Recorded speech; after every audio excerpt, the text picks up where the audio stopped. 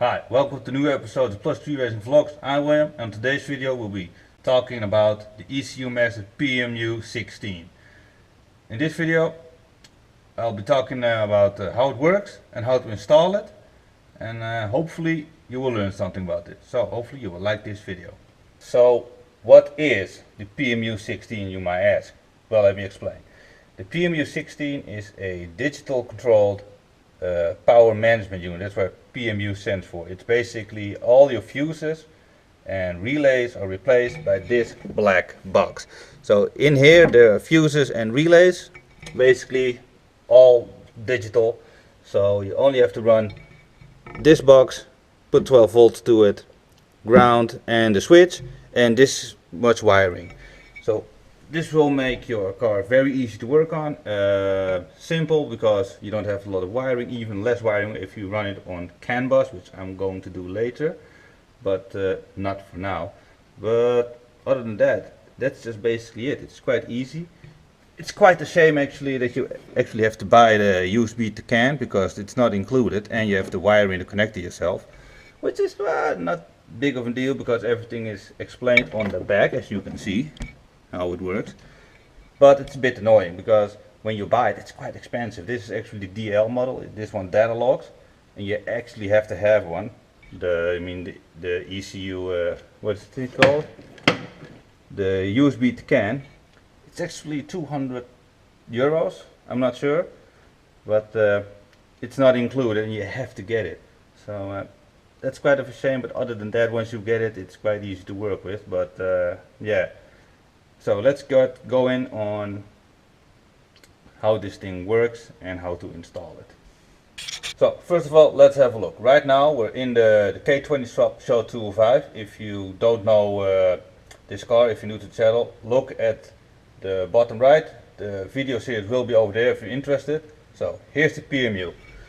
I've got it installed already, of course, or else I wouldn't know how to do this. It's actually not that hard, to be honest.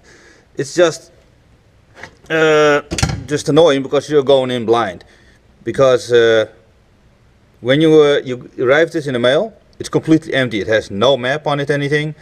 So you have to connect all this without knowing if it's actually going to work, because none of the switches will work. But don't be scared. It's actually really straightforward once you get to know the program, because you could just click every output and every input, and then you can program it exactly the way you want to. I'm going to show you the software right now. Let's open it up. Oh wait, first of all, let's switch it on. I've got the battery connected, the kill switch on, and now I'm going to put the ECU Master on. These are the lights that are burning.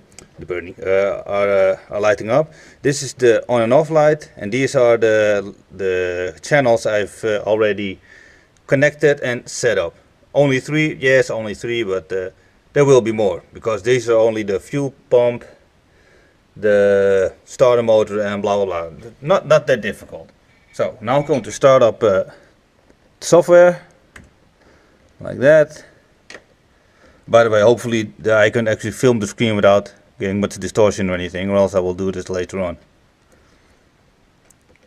Okay, when you start up the program, you'll see this. This is actually the program. It's not that difficult, except if I'm offline right now because I'm recording this at home. The filming the laptop thing didn't work out. Well, whatever. Okay, you see this. This is your project tree, output monitor, analog monitor, and the variables inspector. As you see, this is all monitoring stuff. The things that you actually want to do is over here, because these are all the connections I've already programmed. This one is a testing thing I made for this video, but I'm going to delete it and make a new one, because you can have I have these outputs programmed. So I'm going to show you how to make a connection, because you can add this. Add a analog input. I'm going to call it test. I want it to be on pin number 12 because I believe that's free. An active high, and the voltage are alright. Oh, okay, you can actually switch it around. Oh, okay, I think high is even better. So, as you can see, it's added in the project tree, and also added in analog mode, because this is actually the list of all the 16 inputs, and these are all the 16 outputs. Okay, you can now you can be like, okay, I want this switch, which is test switch, it could be anything. I want this to react with an output, which is very easy. You can just go to, let's see, I want it to be the brake light. This is my brake light, and go to edit, and you can have a default on or off. If you do this, it's always on, which I don't want. I want it to react to a channel. You can press here, and you have a whole list of channels that are standard in the PMU, but I've made my own, which is this test. Bam. That's basically hardwiring it into the software. It's really that easy. Other than that, when it's on, you can see all the voltages, what's going on, stuff like that. You can actually, if you go edit, you can actually choose on how much it's fused. It's actually, this time it's fused on, oh yeah, 15 amps. It's on the 15. I didn't know that. And you can actually have a lot of setup here. You can actually, if it fails, it retries 3 times automatically. You can actually choose if it retries forever, which you don't want, I think, but that doesn't matter. Not sure what this means, but, and that's, after all in all, it's a little bit of playing, but it's alright, because when you wire it in, you're going in blind, of course, like I said. All you have to do is look at your paper, you write everything down, of course, and you can and make this a list. My ECU, fuel, fan, lights, blah blah blah blah. And then you make all your outputs, and you just click, edit, wait, you have to go to your output, and then edit, and like I showed you over here on where it's going to react. And it's really that easy. And when you switch it on, like I'm going to show you, it switches on a light here. It's actually very straightforward. This program takes some getting used to at the beginning, but if I can do it, you can do it. The only thing that are a bit annoying is the wipers. It's a bit of a weird setup. I'm not sure how it works, but other than that, this thing is solid. I really recommend this. This will make everything easy. Even if you got, like, if you want to switch, example, you have a few switches on the dash, but you don't like the placement, or like you want to have 2 switches. You don't have to do any wiring, just click a bunch of these and you can just switch them around. It's that easy. So yeah, that's basically it.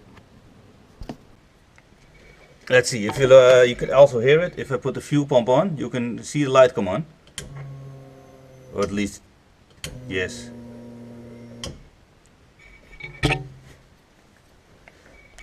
That's pretty cool, but setting up is actually pretty easy, because it's, if you can look, it's on A2 on PU and fused to 10K. Looking at the ECU Masters, this thing has also pretty cool stuff. This is all the wiring I'm going to need to actually run my car, because it actually runs right now. The switch panel is, well, basically wired. What you also can do, this actually has CAN bus, so you can just install a CAN keyboard, which only runs like 2 wires to the thing, and it works just like your PC keyboard. So it'll run on some coded language, which it translates to actions, which I'm going to do in the future, because I want as little wiring as possible. So yeah, this is the way I've done it right now, which is fairly easy. It's just really annoying that you come in blind, but at least you will get this laminated paper thing, which everything is explained, what every output and every input does. So you can just basically, when you're installing it, you just plug in everything on your input and then everything on your output.